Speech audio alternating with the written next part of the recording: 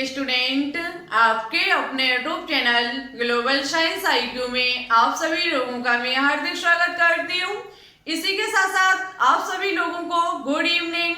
तो जैसा कि आप सभी लोगों ने थंबनेल में देख ही लिया होगा, मैं दिशा यादव आज आपके लिए संडे स्पेशल की एक क्लास लेकर के आई हूँ, जिसमें आज हम आपको केमिस्ट्री के मोस्ट इम्पोर्टेंट क्वेश्चन सॉल्व कराने वाली हूँ। आज के क्वेश्चंस सभी मेडिकल एग्जाम के लिए बहुत ही इम्पोर्टेंट एंड शानदार क्वेश्चन है, तो आप सभी लोग आज की क्लास को बिल्कुल भी स्किप मत करना। साथ ही साथ यहाँ पर हम जो भी पॉइंट डिस्कस करें उन सभी को मेरे साथ कॉपी में नोट डाउन करते हुए चलना, या फिर आप हमारे टेलीग्राम चैनल को ज्वाइन कर सकते हैं, जहां पर आपको इन सभी वीडियो की PDF भी मिलती रहती है। तो आप हमारे टेलीग्राम ग्रुप और चैनल दोनों को ज्वाइन कर लीजिए, दोनों की लिंक नीचे डिस्क्रिप्शन में डली हुई है। तो फिर चलिए टाइम ना वेस्ट करते हुए बात करते हैं अपने इस शानदार क्लास पर। सबसे पहले हम उन स्टूडेंट्स को धन्यवाद कहना चाहती हूँ जिन्होंने मुझे आज बर्थडे विश किया। आप सभी लोगों को थैंक यू सो मच, हमें बर्थडे विश करने के लिए हम बहुत ज्यादा हैप्पी हुए।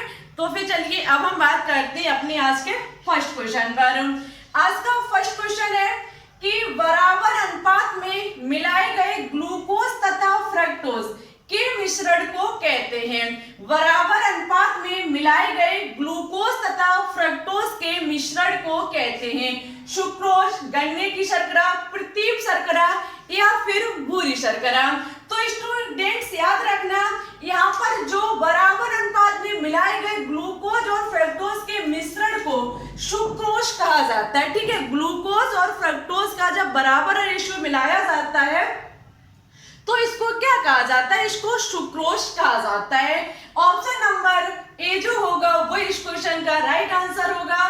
सेकंड क्वेश्चन है कि निम्न में से क्या एक मिश्रण नहीं है। निम्न में से क्या एक मिश्रण नहीं है, कांच, पीतल, स्टील या फिर ग्रेफाइट। तो स्टूडेंट्स याद रखना, इनमें से जो हमारा मिश्रण नहीं होगा वो ग्रेफाइट। ग्रेफाइट देखो एक कार्बन का अपर रूप होता है। ठीक है, कार्बन का एक प्रकार का अपर रूप होता है ग्रेफाइट, और कार्बन जो होता है वो हमारा एक तत्व होता है। ठीक है, इसलिए ये हमारा मिश्रण नहीं होगा, ये एक प्रकार का एलिमेंट माना जाएगा। नेक्स्ट क्वेश्चन कहता है कि कभी कभी यह देखा गया है कि जब हम किसी शीशे के बर्तन में गर्म दूध या फिर जल को डालते हैं तो वह चटक जाता है, इसका क्या कारण है। बहुत ही इंपॉर्टेंट क्वेश्चन है आपके एग्जाम के लिए। देखो आज के आपको क्लास में हर एक क्वेश्चन से चैप्टर है, कहने का मतलब है हर एक चैप्टर से क्वेश्चंस देखने को मिलेंगे, कोई भी यहाँ पर टॉपिक क्लियर नहीं है, क्योंकि आज था संडे और संडे के साथ साथ हम आज थोड़ा बिजी भी रहे तो आपकी हम कोई क्लास नहीं बना पाए। तो मैंने सोचा कि कुछ क्वेश्चंस तो आपके लिए बना दिए जाए, आपका समय बिल्कुल भी बर्बाद ना किया जाए। और स्टूडेंट्स आपसे एक रिक्वेस्ट है कि आज कोशिश करना कि आज शाम तक 900 सब्सक्राइबर कंप्लीट हो जाए। यदि आपने आज शाम तक 900 सब्सक्राइबर कंप्लीट करा दिए तो अब हम बहुत ज्यादा हैप्पी हो जाएंगे। तो प्लीज कोशिश करना कि शाम तक 900 सब्सक्राइबर कंप्लीट हो जाए। तो देखो कभी कभी यह देखा गया है कि जब हम किसी शीशे के बर्तन में गर्म दूध या फिर जल को डालते हैं तो वो क्या हो जाता है, चटक जाता है। इसका कारण यहाँ पर पूछा गया है। शीशा आसानी से गर्म हो जाता है, खोलते हुए द्रव अधिक दाब उत्पन्न करते हैं, या फिर शीशा ऊष्मा का खराब चालक होता है, या फिर शीशा अधातु होता है। तो स्टूडेंट्स याद रखना, इसका ऑप्शन नंबर बी जो होगा वो राइट आंसर होगा। खोलते हुए द्रव, द्रव का मतलब होता है लिक्विड। लिक्विड वो हमारा दूध भी हो सकता है और जल भी हो सकता है, क्योंकि जल कैसा होता है, एक लिक्विड स्टेट में होता है, द्रव पदार्थ होता है, अधिक दाब उत्पन्न करते हैं। जो हमारा द्रव किसी गर्म खोलते हुए द्रव अधिक दाब उत्पन्न करते हैं। कहने का मतलब है क्वेश्चन पूछ रहा था कि शीशे के बर्तन में जब गर्म दूध या फिर जल को डालते हैं, गर्म दूध और जल हमारा क्या है, द्रव है, और वो कैसा है, खोलता हुआ है। गर्म का मतलब क्या है, खोलता हुआ एक प्रकार का है। जब हम उसे किसी बर्तन में, शीशे के या फिर कांच के बर्तन में डालते हैं तो वो इसलिए चटक जाता है क्योंकि जो खोलते हुए द्रव या फिर अधिक गर्म द्रव जो होते हैं वो दाब उत्पन्न करते हैं। क्या उत्पन्न करते हैं? दाब उत्पन्न करते हैं। दाब उत्पन्न होने के कारण जो हमारा कांच या फिर शीशे का बर्तन जो होता है वो चटक जाता है। बहुत इंपॉर्टेंट क्वेश्चन था ये। ऑप्शन नंबर बी जो होगा वो इस क्वेश्चन का राइट आंसर होगा। नेक्स्ट क्वेश्चन कहता है कि बिजली के बल्ब के अंदर कौन सी गैस होती है?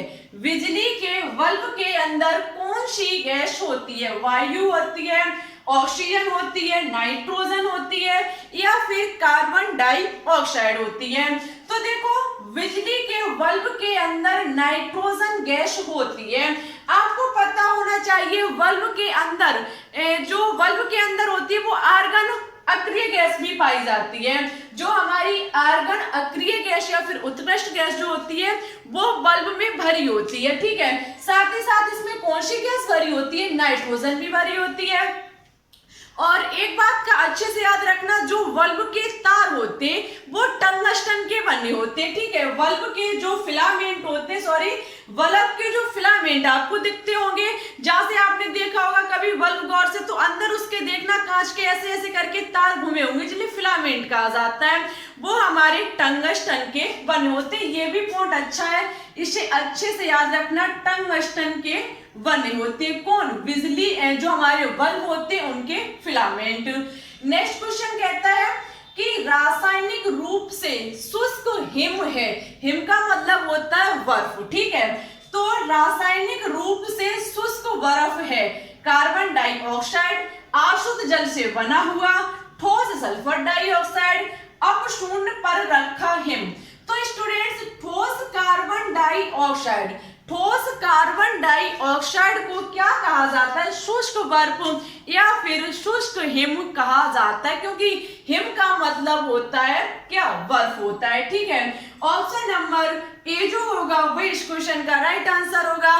तो हमारे यहाँ पर कुछ क्वेश्चंस कंप्लीट होते हैं, शेष क्वेश्चंस को हम कंप्लीट कराएंगे। वीडियो यदि अच्छी लगती रहे तो प्लीज इसे लाइक कर देना, दोस्तों के साथ शेयर भी कर देना। तो ले लीजिए स्क्रीनशॉट। हम बात करते हैं बचे हुए क्वेश्चंस पर।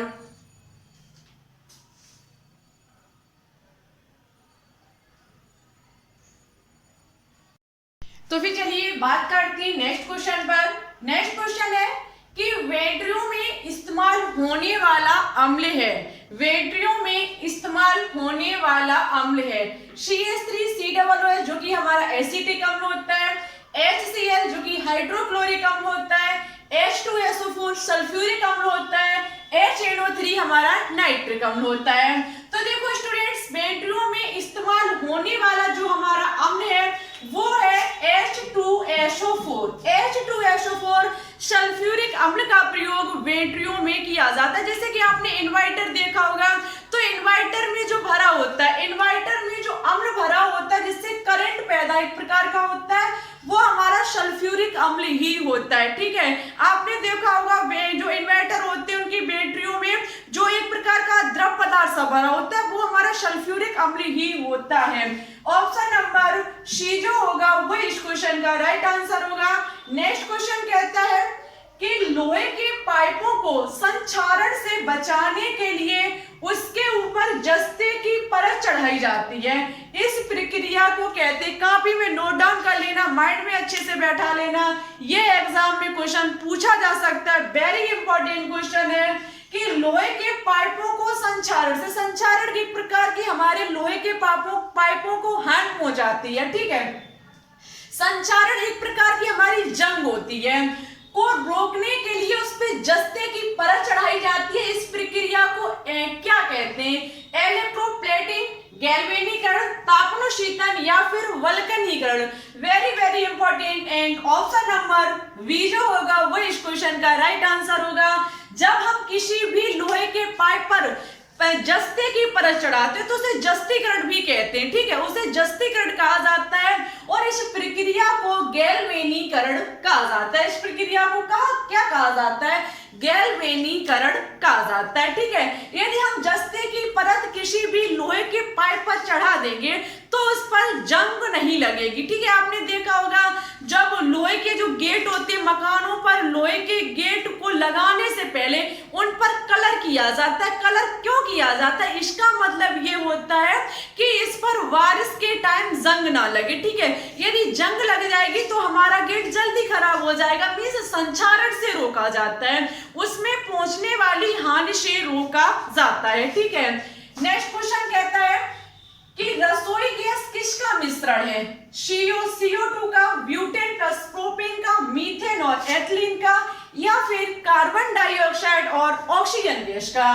तो स्टूडेंट्स, रसोई गैस जो होती है वो ब्यूटेन और प्रोपेन का मिश्रण होती है, ठीक है। और एक क्वेश्चन और यहाँ से हम आपसे पिछली क्लास में शायद मैंने जब वो मोस्ट इंपॉर्टेंट क्वेश्चंस जो हम टॉपिक वाइज लाते हैं छोटे छोटे टॉपिक्स की, उसमें मैंने क्वेश्चन पूछा था कि जब हमारी रसोई गैस हमारी कौन सी होती है? LPG गैस होती है, ठीक है। LPG गैस को रसोई गैस कहा जाता है, जिससे खाना पकाया जाता है। मैंने आपसे क्वेश्चन पूछा था कि रसोई गैस यदि रिसाव कर रही है, यदि उससे गैस निकल रही है, तो हम किस गंध के द्वारा, ऐसा उसमें क्या मिला होता है जिसको हम सूंघते ही हम पता कर लेते हैं कि हमारी गैस सिलेंडर जो है, हमारा LPG जो है वो रिसाव कर रहा है। किसी ने भी इसका आंसर नहीं दे पाया, लेकिन आपकी गलती इतनी बड़ी है कि आपको कोई चीज आती नहीं है लेकिन कभी पूछते नहीं हो। जब आप नहीं पूछोगे तो इससे आपका ही नुकसान होगा, हमारा कुछ नहीं होगा, क्योंकि हम आपसे 1000 बार बोल चुके हैं यदि आप हमसे क्वेश्चंस करोगे तो हम उसका 101% जवाब देंगे। यदि नहीं करोगे तो मुझे तो नहीं पता है कि आपको पता है या आप उस जानकारी को छिपाते हो। देखो, जितनी जानकारी आप कमेंट बॉक्स में लिखोगे आपका उतने ही फायदेमंद में रहेगा, क्योंकि आपको जितनी बार चीजों को लिखते हो उतनी ही चीज अच्छे से क्लियर होती है। तो चलिए हम आपको बता देते हैं, जो रिसाव होता है, जब हमारी LPG गैस से रिसाव होता है, हमारी गैस बाहर निकलती है सिलेंडर से, तो उसमें एक गंध आती है जो कि एथाइल मरकैप्टन की होती है। किसकी? एथाइल मरकैप्टन की जो गंध होती है, उस एथाइल मरकैप्टन उसमें डला होता है, जिससे उसके रिसाव का पता लगाया जाता है। एथाइल मरकैप्टन जो होती है वो बहुत ही गंध देती है, बहुत ज्यादा उसमें गंदी महक आती है, जिससे हम पता कर लेते हैं कि हमारी LPG जो हमारा रसोई गैस सिलेंडर है वो रिसाव कर रहा है, मींस वो बाहर उससे गैस निकल रही है। तो इस क्वेश्चन का ऑप्शन नंबर बी जो होगा वो राइट आंसर होगा। नेक्स्ट क्वेश्चन कहता है कि मनुष्य के द्वारा सर्वाधिक उपयोग लाई जाने वाली धातु है, सोना है, एल्यूमिनियम है, तांबा है या फिर लोहा है। तो इसका आंसर आपको पता होना चाहिए। मनुष्य के द्वारा सर्वाधिक मात्रा में उपयोग में लाई जाने वाली धातु हमारी लोहा होती है, ठीक है। Fe जिसे आयरन भी कहा जाता है, इसका बहुत ज्यादा मात्रा में प्रयोग किया जाता है। ऑप्शन नंबर डी जो होगा वो इस क्वेश्चन का राइट आंसर होगा। आज के नेक्स्ट और लास्ट क्वेश्चन पर बात करते हैं कि स्टार्च को जल अपघटित कर निम्न बनाया जाता है, ग्लूकोज, सुक्रोज, फ्रक्टोज या फिर एसिटिक अम्ल। इसका आंसर आपको हमारे कमेंट बॉक्स में कमेंट करके बताना होगा। जो स्टूडेंट्स इसका सही और अच्छे से आंसर देंगे हम उनका रिप्लाई कमेंट बॉक्स में पक्का कर देंगे।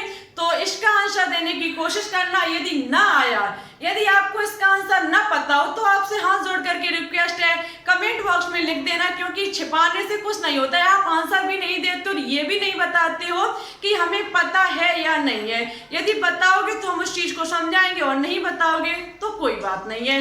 तो आज के लिए बस इतना ही। वीडियो कैसी लगी कमेंट बॉक्स में कमेंट करके जरूर बताएं। हमारे टेलीग्राम चैनल और ग्रुप को ज्वाइन जरूर कर लें, दोनों की लिंक नीचे डिस्क्रिप्शन में डली हुई है। यदि आपको किसी भी चीज से कहीं भी डाउट लगे कमेंट बॉक्स में लिख दीजिएगा, हम आपको नेक्स्ट क्लास में समझाने की पूरी कोशिश करेंगे। एक बार उन सभी स्टूडेंट्स को हमारी तरफ से तहे दिल से धन्यवाद जिन्होंने मुझे बर्थडे विश किया। आपको बहुत बहुत धन्यवाद, थैंक यू सो मच। अपनी तैयारी को अच्छे से कीजिएगा और किसी भी चीज में कहीं भी प्रॉब्लम लगे केमिस्ट्री में तो आप हमें बताइएगा, हम उस चीज को सॉल्व कराने की पूरी कोशिश करेंगे। चलिए चलते हैं, आज के लिए बस इतना ही। अपना ख्याल रखना, अच्छे से स्टडी करना। Thanks for watching this video. जय हिंद, जय भारत, ऑल द बेस्ट।